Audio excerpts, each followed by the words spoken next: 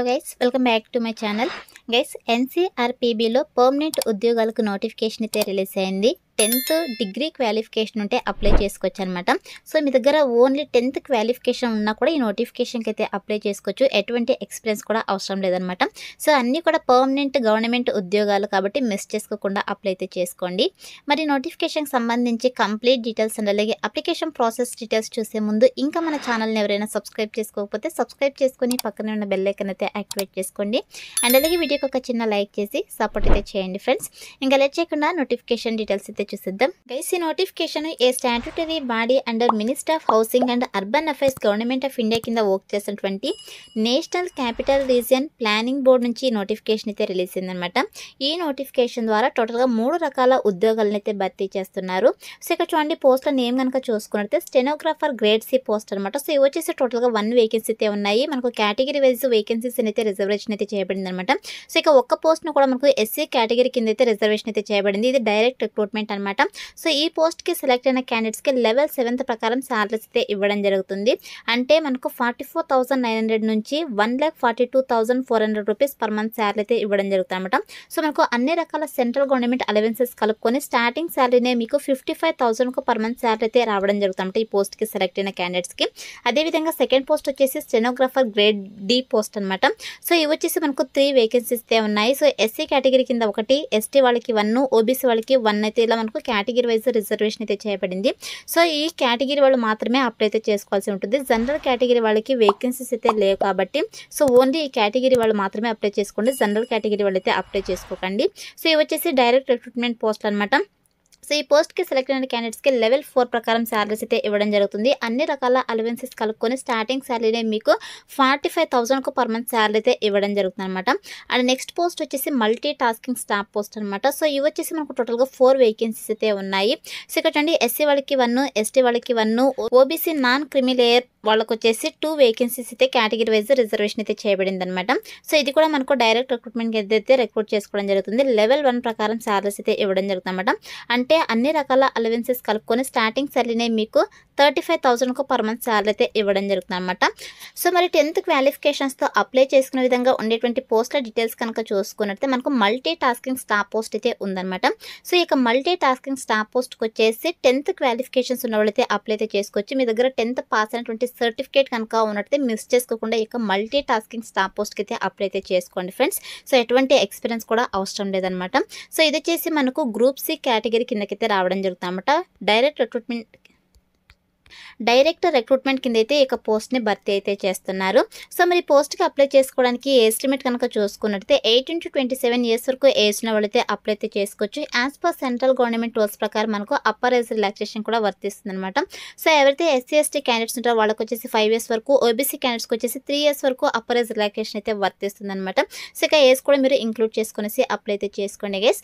And next post కనుక చూసుకుంటే మనకి ఇక్కడ స్టెనోగ్రాఫర్ గ్రేడ్ డి పోస్ట్ అనమాట. సో ఈ పోస్ట్కి వచ్చేసి 18 to 28 ఇయర్స్ వరకు ఏజ్ అయితే అప్లై అయితే చేసుకోవచ్చు. As per central government rules ప్రకారం మీకు అప్పర్ ఏజ్ రిలాక్సేషన్ కూడా వర్తిస్తుంది అనమాట. సో ఈ పోస్ట్కి వచ్చేసి ఎనీ డిగ్రీ క్వాలిఫికేషన్స్ ఉన్న వాళ్ళైతే అప్లై అయితే చేసుకోవచ్చు అనమాట.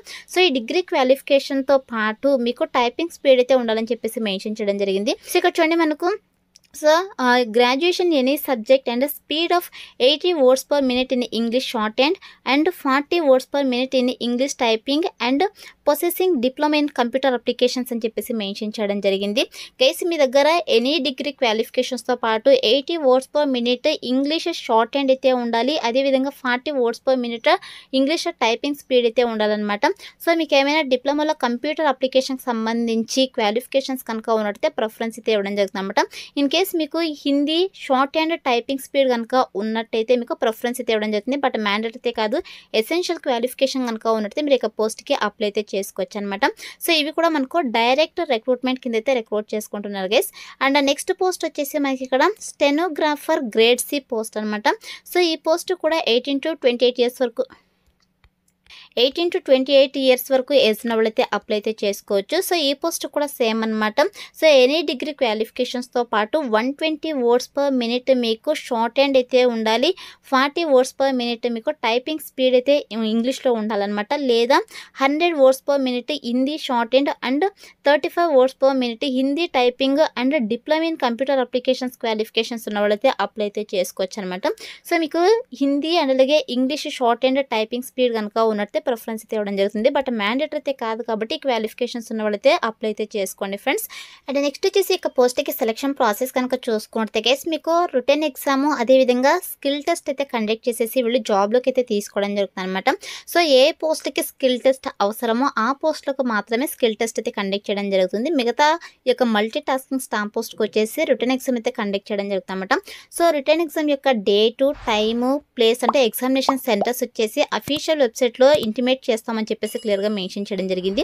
సో వీళ్ళు అక్కడ అఫీషియల్ వెబ్సైట్ అయితే మెన్షన్ చేయడం జరిగింది అనమాట. సో మీకు అఫీషియల్ వెబ్సైట్లో అయితే యొక్క డేటు టైము అదేవిధంగా సో ఎగ్జామినేషన్ సెంటర్స్ అయితే ఇంటిమేట్ చేయడం జరుగుతుంది అనమాట. అలాగే ఎవరైతే ఇక రిటర్న్ టెస్ట్ క్వాలిఫై ఉంటారో ఇక షార్ట్ లిస్ట్ కూడా మేము అఫీషియల్ వెబ్సైట్లో అప్డేట్ చేస్తామని చెప్పేసి క్లియర్గా మెన్షన్ చేయడం జరిగింది అనమాట. అంటే మీరు ఎప్పటికప్పుడు ఇక అఫీషియల్ వెబ్సైట్ అయితే చెక్ చేసుకుంటూ ఉండాలి గైస్. అండ్ నెక్స్ట్ వచ్చేసి అప్లికేషన్ ఫీ కనుక చూసుకున్నట్టు గైస్ ఎవరైతే ఎస్సీ ఎస్టీ అదేవిధంగా PWD candidates ex service man's అదేవిధంగా ఉమెన్ క్యాండిడేట్స్ ఉంటారో సో వీళ్ళకి వచ్చేసి ఎటువంటి అప్లికేషన్ ఫీ అయితే లేదు. మీరు ఫ్రీగా ఆఫ్లైన్లో అప్లై అయితే చేసుకోవచ్చు. సో మిగతా ఓబీసీ క్యాండిడేట్స్ మేల్ క్యాండిడేట్స్ ఎవరైతే ఉంటారో సో వాళ్ళు వచ్చేసి 100 రూపీస్ అప్లికేషన్ ఫీ అయితే పే చేయాల్సి ఉంటుంది అనమాట. సో ఇక అప్లికేషన్ ఫీ వచ్చేసి మీరు డిమాండ్ డ్రాఫ్ట్ ఆర్ ఐపీయూ అంటే ఇండియన్ పోస్టల్ ఆర్డర్ ద్వారా అయితే మీరు పే చేయాల్సి ఉంటుంది అనమాట. లేదా మీరు ఆన్లైన్లో కూడా పే చేయొచ్చు అని చెప్పేసి మెన్షన్ చేయడం జరిగింది.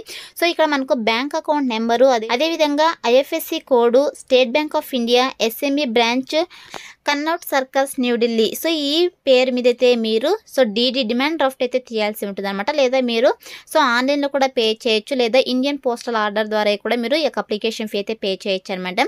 సో మీరు అప్లికేషన్ ఫీ పే చేసిన తర్వాత ఏదైతే డిమాండ్ డ్రాఫ్ట్ ఉంటుందో సో ఇక్కడ డిమాండ్ డ్రాఫ్ట్ అయితే మీరు ఆఫ్లైన్లో అయితే వాళ్ళకి పంపించాల్సి ఉంటుంది. సో అంటే మీరు ఆఫ్లైన్లో అప్లై చేసుకోవాల్సి ఉంటుంది. అప్లికేషన్ ఫామ్తో పాటు ఇక డిమాండ్ డ్రాఫ్ట్ కూడా మీరు అటాచ్ చేసేసి సో పంపించాల్సి ఉంటుంది అనమాట. నెక్స్ట్ వచ్చేసి ఇక నోటిఫికేషన్కి అప్లై చేసుకోవడానికి ఇంపార్టెంట్ డేట్స్ కనుక చూసుకున్నట్టే గైస్ ఈ నోటిఫికేషన్ వచ్చేసి మనకు ఎంప్లాయ్మెంట్ న్యూస్లో వచ్చేసి నోటిఫికేషన్ అయితే రిలీజ్ అయిందనమాట. సో ఎంప్లాయ్మెంట్ న్యూస్లో రిలీజ్ అయినటువంటి డేట్ నుంచి 30 డేస్ లోపు అయితే మీరు అప్లై అయితే చేసుకోవాల్సి ఉంటుంది. మనకి నోటిఫికేషన్ ఎంప్లాయ్మెంట్ న్యూస్లో వచ్చేసి 22 ఫిబ్రవరిని అయితే రిలీజ్ అయిందనమాట. అంటే ఆ డేట్ నుంచి మనకు 30 డేస్ లోపు అయితే అప్లై చేసుకోవాల్సి ఉంటుంది. అంటే మీరు మార్చ్ 23 వరకు కూడా ఆఫ్లైన్లో అప్లై అయితే చేసుకోవచ్చు అనమాట. సో గుర్తుపెట్టుకోండి మీరు సో ఫిబ్రవరి 22 నుంచి మార్చ్ 23 వరకు కూడా మీరు ఆఫ్లైన్లో ఇక నోటిఫికేషన్కి అప్లై అయితే చేసుకోవచ్చు. సో మరి ఏ విధంగా అప్లై చేసుకోవాలంటే మీరు ఆఫ్లైన్లో అప్లై చేసుకోవాలని చెప్పాను కదా. సో ఆఫ్లైన్లో వచ్చేసి ఆఫ్లైన్లో అప్లై చేసుకోవడానికి మనకు అప్లికేషన్ ఫామ్ అయితే ఇవ్వడం జరిగిందనమాట. సో ఇదే నోటిఫికేషన్లోనే కిందకి స్క్రోల్ చేసుకొని వస్తే మనకు 6th 7th పేజ్లో మనకు అప్లికేషన్ ఫామ్ అయితే ఉందన్నమాట. సో ఇక అప్లికేషన్ ఫామ్ అయితే డౌన్లోడ్ చేసుకోండి. సో డౌన్లోడ్ చేసుకున్న తర్వాత సో ఇక అప్లికేషన్ ఫామ్ అయితే ఫిల్ చేయాల్సి ఉంటుందన్నమాట. ఇక్కడ application for the post of అని చెప్పేసి మీరు ఏ పోస్ట్కి అయితే అప్లై చేసుకుంటారో ఇక పోస్ట్ నేమ్ అయితే మెన్షన్ చేసేసేయండి. తర్వాత వచ్చేసి మీ యొక్క passport size recent passport size photograph అయితే ఇక్కడ పేస్ట్ చేసేసేయండి గైస్. అండ్ నెక్స్ట్ వచ్చేసి మీ యొక్క పర్సనల్ డీటెయిల్స్ ఎడ్యుకేషనల్ డీటెయిల్స్ అదేవిధంగా ఎక్స్పెన్స్ డీటెయిల్స్ అన్నీ కూడా మెన్షన్ చేసేసేయండి ఇక ఫామ్లో. సో డీటెయిల్స్ అన్ని ఫిల్ చేసిన తర్వాత మీరు ఇక్కడ సైన్ అయితే చేయాల్సి ఉంటుంది. డేట్ ప్లేస్ అయితే మెన్షన్ చేసేసేయండి. సో మెన్షన్ చేసిన తర్వాత ఇక అప్లికేషన్ ఫామ్తో పాటు మీ యొక్క ఎడ్యుకేషనల్ సర్టిఫికేట్స్ అన్నీ కూడా అటాచ్ చేయాల్సి ఉంటుంది అనమాట.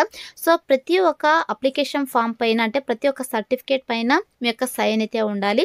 ఇక అప్లికేషన్ ఫామ్తో పాటు మీ యొక్క ఎడ్యుకేషనల్ సర్టిఫికేట్స్ డిమాండ్ డ్రాఫ్ట్స్ అన్నీ కూడా మీరు అటాచ్ చేసేసి వీళ్ళు చెప్పినటువంటి అడ్రస్కి అయితే మీరు మార్చ్ 23 లోపు అయితే అక్కడికి రీచ్ అయ్యే విధంగా సో స్పీడ్ పోస్ట్ లేదా రిజిస్టర్ పోస్ట్ దగ్గర అయితే సెండ్ చేయాల్సి ఉంటుంది అనమాట. సో మీరు అప్లికేషన్ ఫామ్ని సెండ్ చేయాల్సిన అడ్రస్ కనుక చూసుకున్నట్టయితే గైస్ ఇక్కడ చూడండి మనకు national capital region planning board A statutory body under ministry of housing and urban affairs government of India, first floor, core 4B, India habitat centre, Lodi road, New Delhi 110003. So ఈ యొక్క అడ్రస్కి అయితే మీరు మార్చి 23 లోపు ఆఫ్లైన్లో అక్కడికి రీచ్ అయ్యే విధంగా స్పీడ్ పోస్ట్ లేదా రిజిస్టర్ పోస్ట్ ద్వారా మీకు అప్లికేషన్ ఫామ్ని అయితే సెండ్ చేసేసేయండి గైస్. సో ఈ విధంగా మీరు ఆఫ్లైన్లో అప్లై అయితే చేసుకోవాల్సి ఉంటుంది.